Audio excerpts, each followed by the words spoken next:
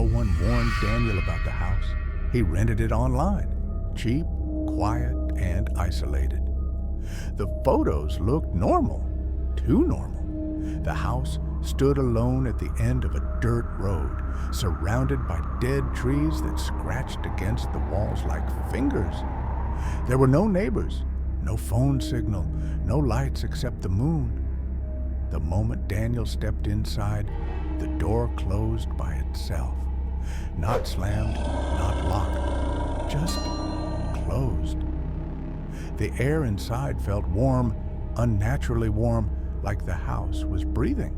The first night was quiet, too quiet. No insects, no wind, no sound at all.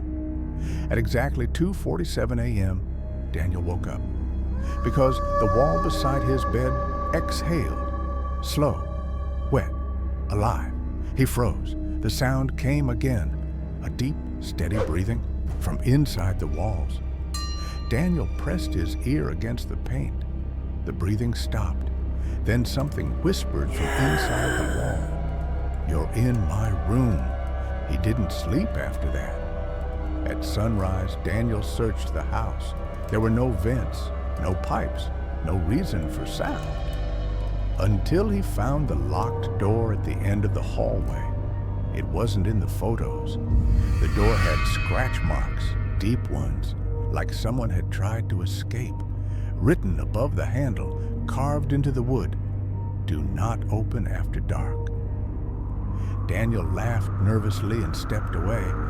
That was his first mistake.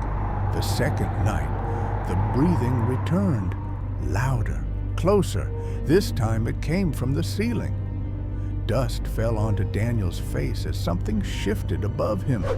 Slow, heavy movement. Then came footsteps, but there was no second floor. At 3:13 a.m., the locked door down the hallway opened.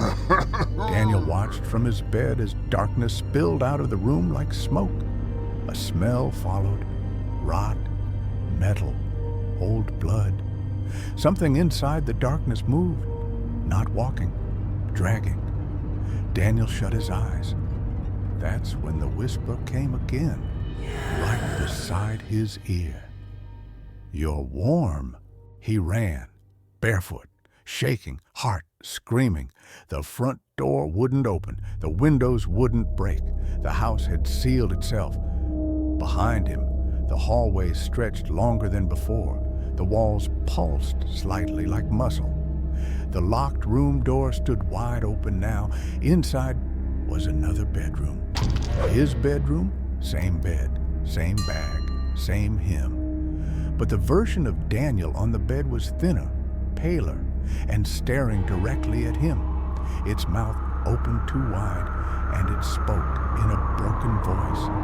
"I didn't leave." The lights died. The breathing became frantic. Hands pressed outward from the walls, faces forming briefly in the paint, screaming silently before sinking back inside. The house wasn't haunted. It was hungry. Daniel woke up again at 2:47 a.m. in the bed, sweat-soaked, breathing hard. "It was a dream," he whispered. Then he noticed the scratch marks on his arms, and the dirt under his nails, and the locked door at the end of the hallway, now standing open. From inside, something breathed, in sync with his own lungs. The last thing Daniel heard was the house whispering, "You fit better than the others." 3 months later, the house was listed online again. New photos, fresh paint, one extra room added.